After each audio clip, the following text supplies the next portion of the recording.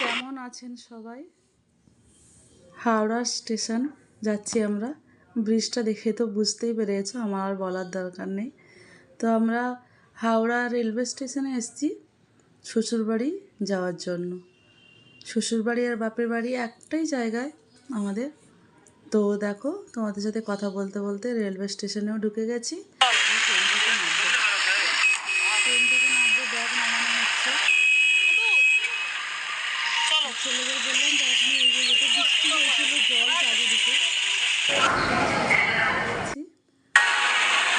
Train ঢুকে গেছে আমাদের স্টেশনে। ট্রেন বন্দে ভারত দেখে তো ওরা কী খুশি যে বন্দে ভারত ট্রেন দেখো মা, দেখো আমাদের ট্রেনও অ্যানাউন্স করে দিয়েছে। তাই আমরাও এগিয়ে যাচ্ছি ব্যাগ নিয়ে। তো গুড্ডু বললো আমি লাগেজ নেবো, আমাকে দাও। তো আমি গুড্ডুকে ছোটো লাগেজটা দিয়ে দিলাম, আর বড় ছেলে লাগেজ নিয়েছে। ব্যাগগুলো কোথাও গেলে বড় ছেলেই বেশি লাগেজগুলো নিয়ে যায়।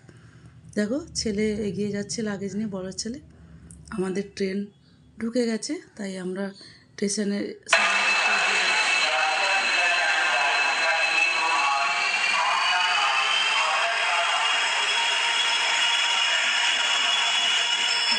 আমাদের ট্রেন ঢুকে গেছে। গুড্ডু বলছে আগে চলো আগে চলো, যেটা আমাদের জেনারেল সিট, একটু আগেই যেতে হয় আমাদের। ট্রেনে বসে পড়েছি। দেখো এই দৃশ্যটা এত সুন্দর লাগে আমার, সব সময় গেলে ট্রেন থেকে এই দেখা, এত জল, এত সুন্দর, এত ভালো লাগে। ব্রিজ উপর দিয়ে ট্রেনটা যাচ্ছে, আমরা ট্রেনে বসছি, জল পুরো থই থই করছে চারদিকে। আমাদের গ্রামের পরিবেশ, গ্রামের ঘুরে গেছে ট্রেনটা। এখন গ্রামের পুরো সবুজ সবুজ জঙ্গল, পুরো অক্সিজেনের হাওয়া, কোনো পলিউশন নেই। খুব ভালো লাগে না গ্রামে এলে? আর দেখো এখানে পদ্ম ফুল। যেতে যেতে দেখলাম মাঠে পুরো জল থই থই করছে। বৃষ্টি হয়েছিল ওই সময়টা, আগের দিন রাত অবধি তো প্রচুর বৃষ্টি হয়েছিল। আমরা ভেবেছিলাম বাড়িই যেতে পারবো না, এত বৃষ্টিতে কী করে বেরোবো। কিন্তু সকালবেলা দেখি বৃষ্টিটা কমে গেছে, ব্যাগটা গুছিয়ে রেখেছিলাম। তো দেখো এত বৃষ্টি হয়েছে, মাঠে ঘাটে পুরো জল ভরে গেছে। কলকাতায় তো এতই বৃষ্টি হয়েছিল যে হাঁটু অবধি জল হয়ে গেছিলো আমাদের বাড়ির সামনেটায় প্রায়। তাই সকালবেলা উঠে দেখছি বৃষ্টি হয়নি, তাই আমরা সবাই বেরিয়ে পড়েছি। এত সুন্দর লাগে না সবুজ দেখতে। আমরা ট্রেন থেকে নেমে পড়েছি। তো আমার দেওয়ারের টোটো, নতুন টোটো। তো দেওয়ারকে আমার গুড্ডু এত ভালোবাসে তার কাকুকে। তো এই টোটো দেখো আমরা টোটো এসে পড়েছি গ্রামের বাড়ি যাওয়ার উদ্দেশ্যে।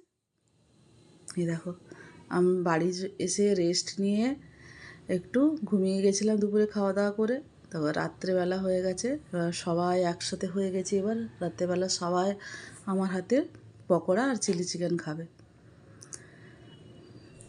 তো পকোড়া চিলি চিকেন দেখো ম্যারিনেট করে নিয়েছে পকোড়া ভাজার জন্য। সবাই বারান্দায় বসছে, জায়ের মেয়ে, দেওয়া আমার বোনের মেয়ে, সবাই পকোড়া চিলি চিকেন খাবে বসছে। আগে পকোড়া ভেজে দেবো। এতে ছোট্ট চুটকিটা আমার চলে এসছে, এ হচ্ছে আমার মেজো বোনের ছোটো মেয়ে। পকোড়া ভাজবো। এবার আমার ঘরটা একটু দেখিয়ে দিই তোমাদের। আমার অনেক পুরনো বাড়ি, কিন্তু খুব সুন্দর বাড়ি। আমার যা আমার মা দাঁড়িয়ে আছে, আমার মেজো বোনের মেয়ে দাঁড়িয়ে আছে। আমার ঘরটা কিন্তু সত্যি খুব সুন্দর। আমরা থাকি না, হ্যাঁ, কিন্তু খুব সুন্দর করে বাড়িটাকে সাজিয়েছি। কিন্তু এখানে এলে খুব মন খারাপ হয়, যেতে কদিন মন ভরে না। যেহেতু এক সপ্তাহের জন্য আসা হয়, ছেলেদের পড়াশোনা থাকে, এত কামাই করে তো থাকা যায় না। ওই জন্য দেওরও চলে এসছে, সবাই বারান্দায় বসছে বাচ্চারা পকোড়া খাবে বলে। আমি ওদিকে পকোড়া ভাজছি। আমার রান্নাঘর এটা, আমাদের পুকুরেই সব এখানে কাজ হয়, যেহেতু এখানে কোনো কল এখনও আমাদের সবার জন্য লাইনে নেই।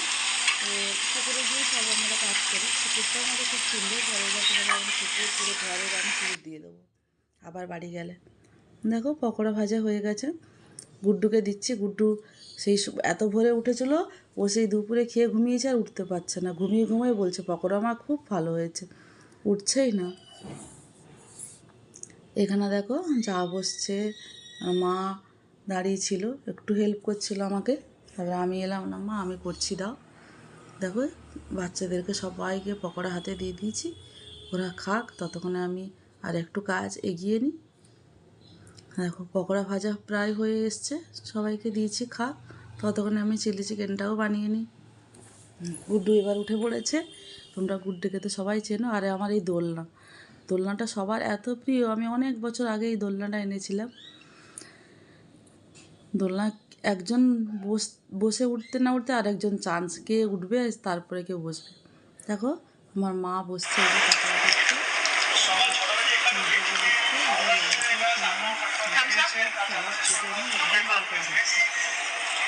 এরকম খাওয়া হয় দেখো।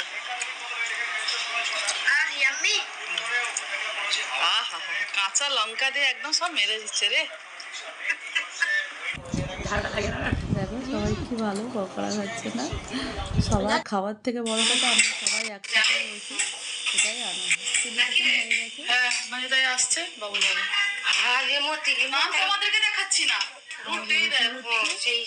ভিডিও করছি বলে আমাকে দেখা দিন, না তোমাদেরকে দেখাচ্ছি না। রুটি হচ্ছে।